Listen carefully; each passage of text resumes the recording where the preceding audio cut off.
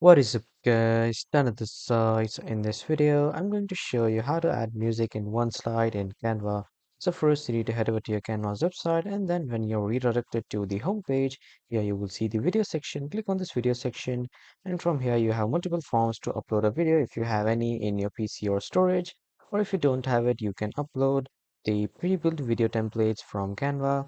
Choose any of the video template that you like, and after that, when you click on it once, here in the new tab, the video will load and open. So from here, you can just edit this video. Now to edit this video, on the left side, you will see multiple editing tools.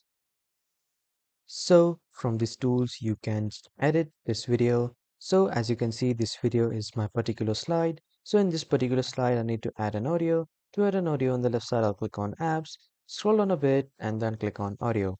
After clicking on audio here, I want to add some free audio and I want to test and hear some free audio samples of Canva. I'll click on music free, and from here I will see all the free audios which are already uploaded here in Canva. And then from here, I'll just simply choose any of the random or the any of the audio that I like. And after that, here, as you can see, the audio has been added to the timeline.